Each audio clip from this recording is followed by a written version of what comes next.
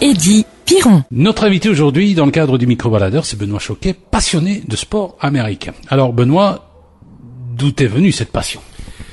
J'ai toujours été intéressé par le sport depuis que je suis tout jeune, et j'ai d'abord commencé à m'intéresser au basket américain pendant que j'étais adolescent, puis avec l'université j'ai un peu décroché, et il y a 3 ans j'ai eu la chance d'assister à un match de football américain à New York, et c'était une véritable révélation. J'étais plutôt grand fan de soccer comme ils disent, et en voyant le football américain, c'était une découverte. C'est un stade de 82 000 personnes qui est rempli à bord. Le match commence à 13h et on arrive à 10h et les parkings sont remplis, ils sont là. C'est le Woodstock du sport, j'ai envie de dire. C'est bon enfant, et voilà comment est venue ma passion. J'ai eu l'occasion d'assister à un match de foot américain dans la région avec un club de la région qui n'a pas le niveau des clubs de foot américains. J'ai trouvé ce sport un peu ennuyant. C'est-à-dire que j'ai l'impression qu'entre les différentes phases de jeu, il y a beaucoup de temps d'arrêt, je dirais. En fait, oui, si on compare la région avec ce qui se passe aux USA, c'est complètement différent. Il faut savoir que par rapport aux autres sports, le sport américain se joue sur 24 semaines uniquement, là où une équipe de basket peut jouer jusqu'à 4-5 matchs sur sa semaine. Aux USA, ils ne jouent qu'un match par semaine, parce que il y a énormément de préparation, et comme c'est très physique au niveau des contacts, ils limitent le nombre de matchs semaine. Et en fait, en Belgique, comme c'est au niveau amateur, ils n'ont pas forcément le temps de tout préparer. Et donc, les phases de jeu les plus passionnantes sont les jeux à passes, et ça demande une certaine dextérité, une certaine complicité au niveau des lignes offensives. Et de ce fait-là, je pense que c'est pour ça que c'est moins passionnant en Belgique, parce que ils font plus du jeu à course, qui est moins fun à regarder. Mais je pense que c'est surtout une question de niveau. On parle de niveau amateur, à niveau professionnel, tout simplement. Il faut savoir que les pros aux USA ont une préparation qui commence actuellement, donc début avril, jusqu'à fin juillet, où ils ne font que s'entraîner. Donc, je pense qu'il y a une grande différence avec une équipe amateur qui s'entraîne pour le plaisir 2 fois par semaine. Quand ils sont disponibles, ils ne doivent pas bosser. Donc c'est pour ça qu'on peut avoir peut-être l'impression que c'est un peu ennuyant si on n'est pas passionné par ce sport. Le micro-baladeur au cœur de la culture, une autre façon de parler de vous.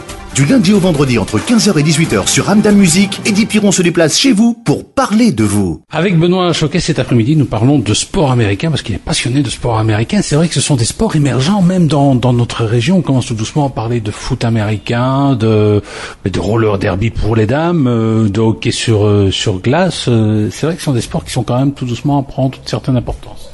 Oui, tout à fait, mais nous en Belgique, on a 2 sports principaux qui sont avant tout le football et le basket. Maintenant, on a des équipes dans tous les sports. Enfin, on parle de hockey sur glace, mais on a le hockey sur gazon qui est fort représenté, même si c'est au niveau amateur. Je pense que pour les JO de Londres, aussi bien l'équipe féminine que masculine sont qualifiées au niveau du hockey sur gazon, et les autres sports sont pratiqués au niveau amateur. Maintenant, si on regarde dans d'autres régions d'Europe, en Scandinavie, le hockey sur glace est le sport numéro 1. Si on regarde en Europe de l'Est, aller en Lituanie ou en Lettonie, ils ne jurent que par le basket. Donc émergent, oui et non, ça dépend des régions dans lesquelles on se trouve, mais c'est clair qu'en Belgique, hormis le basket et le foot, par rapport aux autres sports américains, on vient de nulle part. Alors justement, on parle de basketball. Les Spirou ont un beau niveau, faut quand même le reconnaître, mais par rapport aux Américains...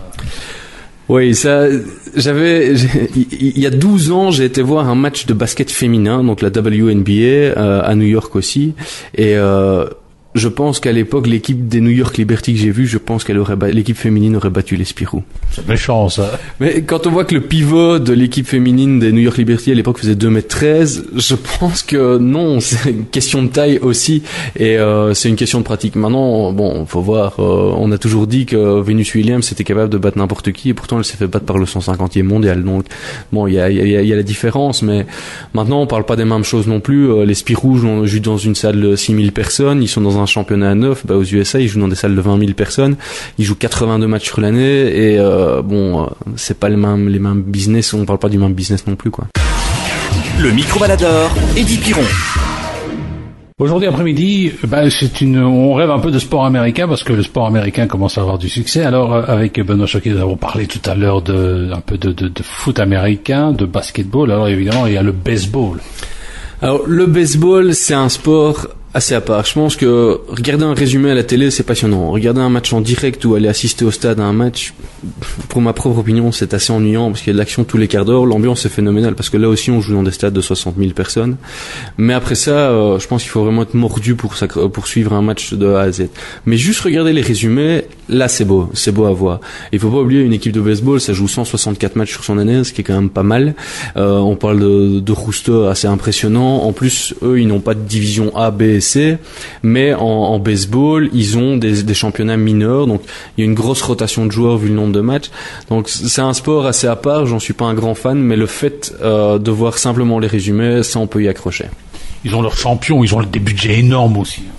Oui, mais par rapport aux autres, il y a une grosse nuance, c'est qu'en général, comme aux USA, ça se passe de la manière suivante, ce sont toutes des ligues. Et donc les clubs sont des clubs franchisés, donc les clubs sont comme des McDonald's ici. Et ils doivent répondre à certains critères bien établis, ne fût-ce qu'au niveau financier. En football américain, un exemple, c'est qu'une équipe doit avoir une masse salariale comprise entre 90 et 125 millions de dollars et ne peut pas dépasser cette masse salariale. En baseball, c'est pas le cas. En baseball, on peut aussi bien avoir, il y a d'ailleurs le film avec Brad Pitt qui était nominé aux Oscars récemment, qui s'appelle Moneyball, qui parle de Oakland Raiders, qui est une équipe qui avait un budget avec une masse salariale de 46 millions de dollars. Et à côté de ça, on prend les New York Yankees qui ont 130 millions de dollars de masse salariale. Donc là, évidemment, il y a une différence qui se joue par le business qu'il n'y a pas forcément dans les autres sports. Donc, bon, ça c'est un peu la différence au niveau du baseball et de l'argent, c'est que il peut y avoir des différences dues au budget. Mais maintenant, je crois que la grosse différence, c'est les arènes dans lesquelles ils jouent. Nous, regardez, on avait Charleroi qui était champion, il y avait 14 000 personnes pour un petit match en NBA. Enfin, le basket et le hockey jouent dans des salles de 20 000 et le baseball et le football américain, on est entre 60 et 100 000 personnes. Ça représente pas la même population non plus, quoi. Le micro-baladeur, présenté par Eddy Piron. Avec Benoît Choquet, passionné de sport américain. On parle justement de sport américain. Alors, on a parlé de foot américain, on a parlé de basketball, de baseball. Alors maintenant, il y a un sport quand même assez populaire, c'est le hockey. Je pense notamment au hockey sur glace. Alors le hockey sur glace, là on ne peut pas parler d'un sport purement américain parce que le hockey sur glace c'est une ligue américano-canadienne. Donc il y a une des meilleures équipes et d'ailleurs celle de Montréal, les Montréal Canadiens. Donc là on est dans un sport qui est vraiment déjà plus ouvert au niveau Canada et USA. Et c'est un sport assez physique. Je pense que la différence par rapport au basket, où au basket sont plus c'est un peu la jet set qui va au basket. Au hockey, c'est comme au foot américain, ce sont des passionnés. Et donc, du fait du contact physique créé par le hockey sur glace et du fait que les spectateurs sont plus passionnés, c'est un sport vraiment chaud alors qu'ils jouent sur la glace qui est contradictoire. Mais bon, c'est un sport extraordinaire aussi et qui demande une condition physique assez impressionnante, je pense. Oui, c'est vrai, et là aussi ils ont leur vedette. Hein. Par exemple, les budgets ne seraient même que des petits clubs canadiens, c'est énorme aussi. Oui, tous les budgets, enfin, je crois qu'il y a pas un club de sport américain qui joue dans les ligues majeures et qui a un budget mineur, ça, enfin, tous les clubs de sport américains ont des budgets dantesques, les salaires sont pas les mêmes. Maintenant, ce qui est bien dans les sports américains, c'est que quand on voit ici en Belgique, Denis Pratt a signé son contrat à Anderlecht avec un salaire de 870 000 $ sans avoir prouvé quoi que ce soit. Aux USA, tout ça est régenté, donc les jeunes passent par l'université, donc il n'y a pas d'école de jeunes dans les équipes professionnelles, les jeunes passent par la high school, puis l'université, où ils ne peuvent pas gagner d'argent. C'est strictement interdit. Même se faire offrir un costume est interdit et réprimandé avec des contrôles à la clé.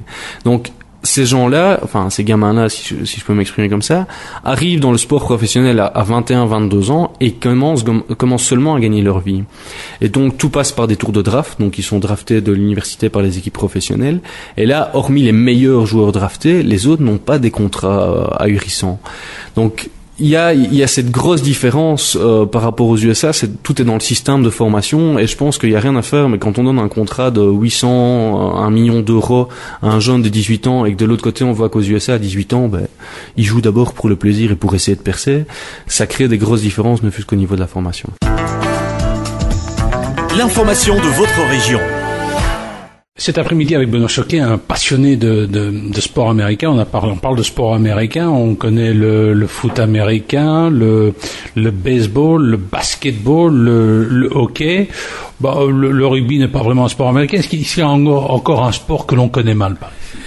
Il y a deux sports qui sont ultra populaire aux USA, donc je pense que dans le classement des sports les plus vus, il y a 1, c'est le football américain, 2, c'est la NASCAR, donc c'est le championnat automobile, championnat de course automobile, un sport que je connais pas très bien, mais bon, tout le monde connaît le stock car, Daytona, les courses de Daytona, etc.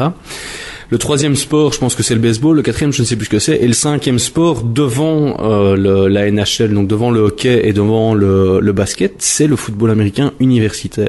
Donc il faut savoir qu'aux USA, il y a toute une série de sports. Bon, je peux parler du lacrosse, qui est un sport très peu connu ici en Europe, mais qui est un sport ultra populaire là-bas.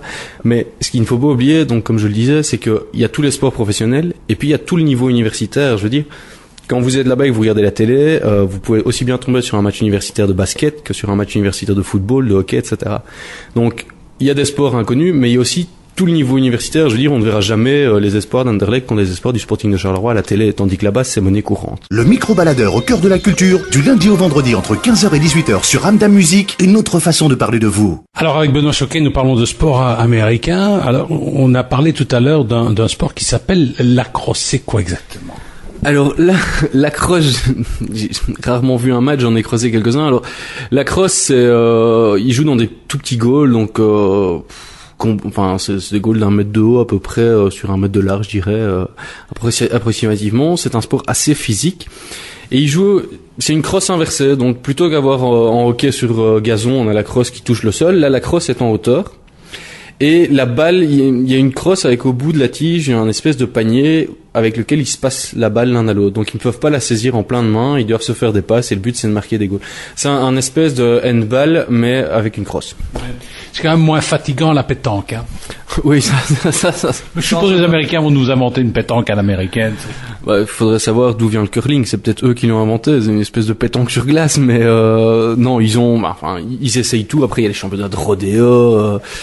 Tout est transformé en sport là-bas, donc mais c'est peut-être ça qui fait leur force, c'est que même si on parle beaucoup d'obésité aux USA, je crois qu'ils sont beaucoup plus sportifs que nous Européens.